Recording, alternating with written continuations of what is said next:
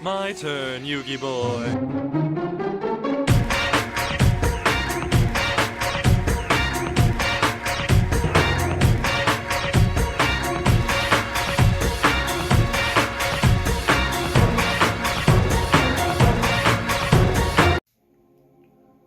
What's going on, guys? This is Jason, Duels of the Rogue, bringing you my top 8 Orcust deck profile. This Sunday we had a 26-man box tournament. I was able to get top 8. I went 4-1 in Swiss, and then I actually lost out in top 8. But just before getting the deck profiles, we can talk about my my matchups and kind of what we got going on for you guys. So round 1 was the Pendulum Odd Eyes variant. It was a 2-0. Going into round 2 was a zombie combo, I guess you would say. He's a pretty good duelist. 2-0'd him. Round 3 was Altergeist, 2-0. Round 4 was a Eldritch Zoo Invoked, I do believe. Eldritch Invoked for sure. 2-0. 2-1, I do believe. 2-1 or 2-0. Round 5, I faced a Drytron, and let me tell you, ladies and gentlemen, Ben 10 has got to be the stupidest card to allow them to do nothing but recycle it and regain those resources super quick. After that, we did go in the top 8. Top 8, first round was Shadal Invoked, Dogmatica. It was pretty tough. In game 1, I opened the nuts, shut him out really quick. Game 2, we kind of went the distance, but he got the better of me. Game 3, not giving myself any excuses or anything like that. I did break hard, which kind of allowed him to womp me. He was an extremely good duelist, but he definitely earned the win. So yeah, so without further ado, let's go ahead and dive right in. So Orcust lineup, still pretty standard for me. 3 Gearsu, 2 Nightmare, 2 Skeleton, 2 World Ones. I will be kind of changing up these ratios. Before this box tournament, we're actually going to a Colorado Champion Series number 1. It's going to be like a little over 100 man. So I am going to be going there on January 23rd. But we're definitely going to get some more testing, and we do have some more deck profiles coming up for what we're going to be bringing. I don't want to ruin a surprise or anything like that, but we're going to have Caleb, Gus, other members of Duels of the Rogue, and a newest member. He does play Eldritch. We'll get that deck profile. He was also with me in top 8. Up there with me. Me and him did fairly well. But yes, as soon as we get those other deck profiles for you guys, what we're going to be taking to the Colorado series, showing you guys some test videos, and kind of give you an idea what our takes on the decks will be. But besides those, like I said, those ratios will be changing, and in later videos before January 23rd, you'll see what my final deck would be. I'm still playing the scrap package. Honestly, I know a lot of people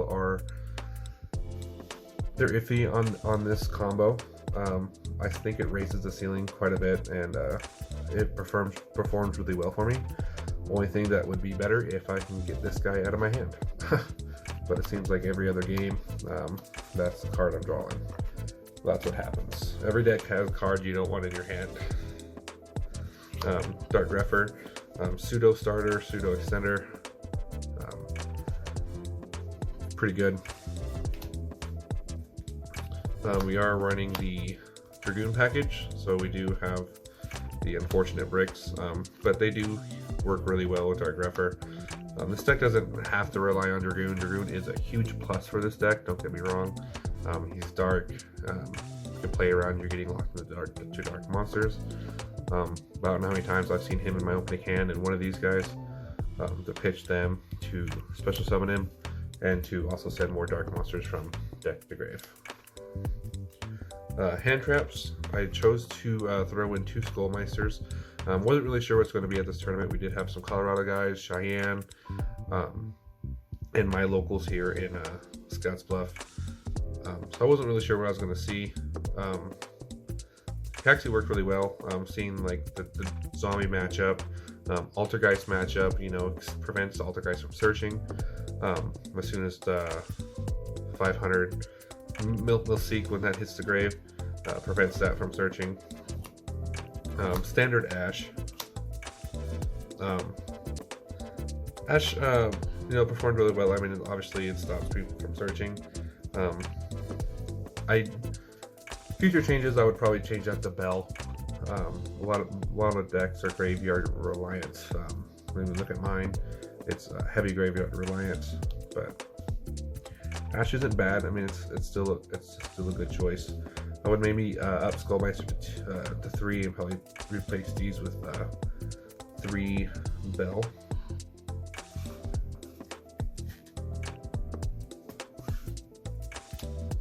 Just to kind of finish up that hand trap for the monsters.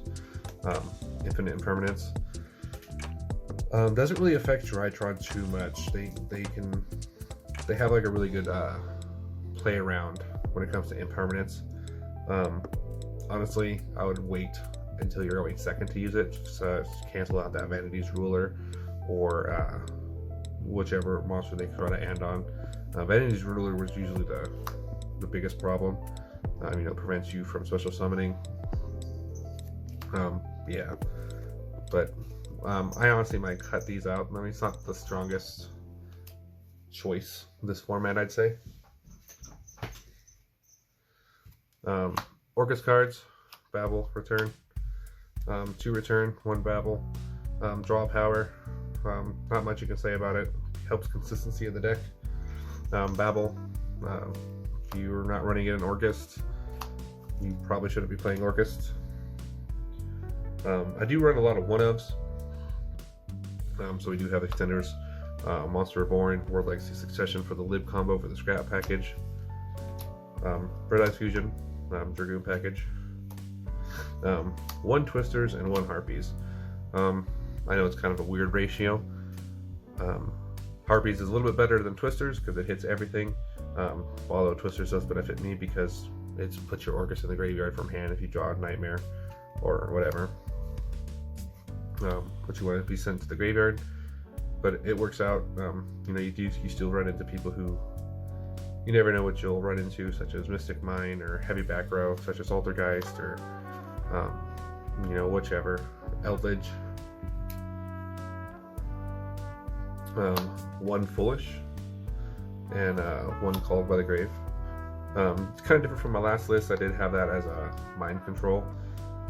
I wanted my first turn to be a little bit stronger, so, and actually I saw this in my hand a lot, so it actually helped cancel out those Orange Heralds or Ashes that you did encounter. So with the normal summon, because we are kind of normal summon reliant. Foolish Burial, kind of self-explanatory. Card Destruction. Still loving this card.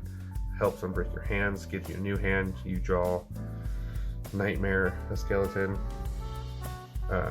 anything else that you need, just gives you a new hand.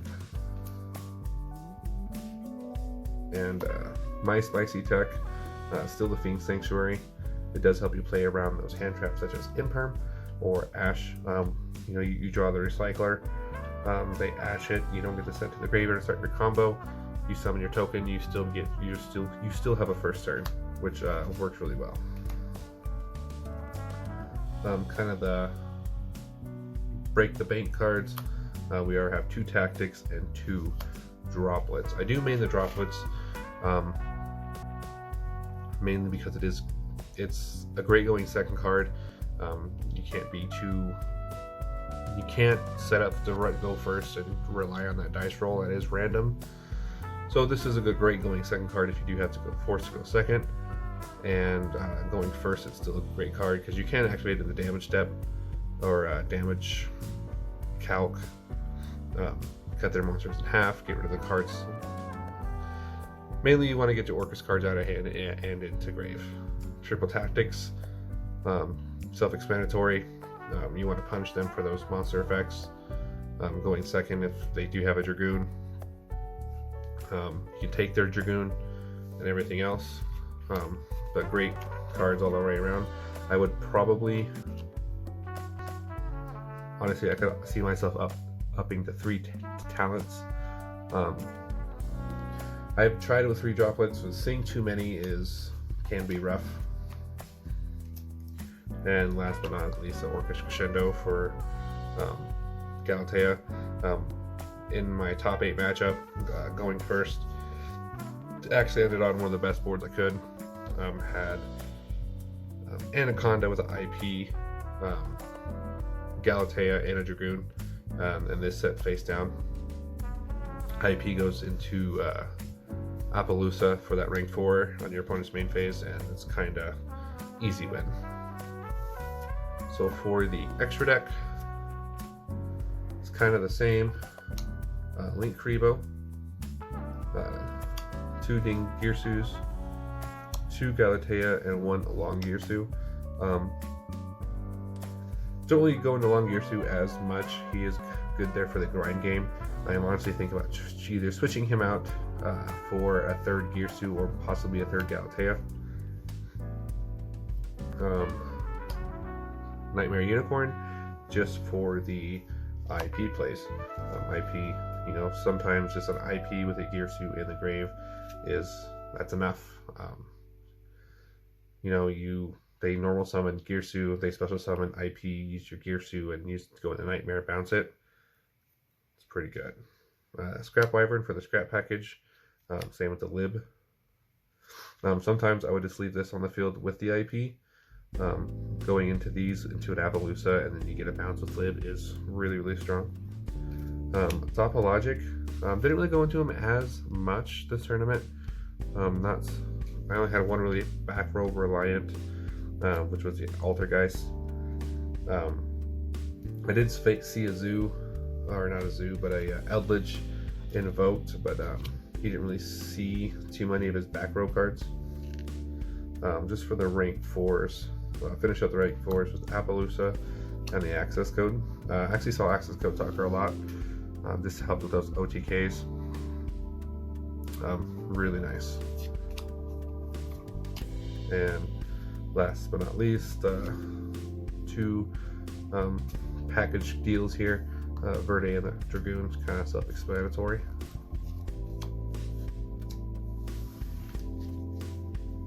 Alright, and for the side, this is just for this tournament. Going into this tournament, I really didn't, like I said in the beginning, I didn't really know what to expect. So I kind of broadened my range, I guess, but it has changed a little bit. Going into the Colorado tournament, it's definitely going to be changing. But this is what I ran. 2-dimensional barrier. I cited it for the Drytron, didn't really see it, but you call Ritual. Shaddoll Invoked, you call Fusion. Virtual World, which I did not face, but you call Xyz. That's going to stop a lot of plays. Honestly, I've been thinking about maining that going into the Colorado. But we'll just have to see. Summon Limit going first. If you know you're going first and you can side this in, it's really strong. This stops a lot of decks. They're not really going to be expecting us to go into more back row, I would say. I know a lot of people are choosing to run Torrential nowadays, but Summon Limit does hurt a lot of decks. They normal summon Alistair to Almirage. You flip Summon Limit, turn done. Droll and Lock. I did choose to side 3 of these.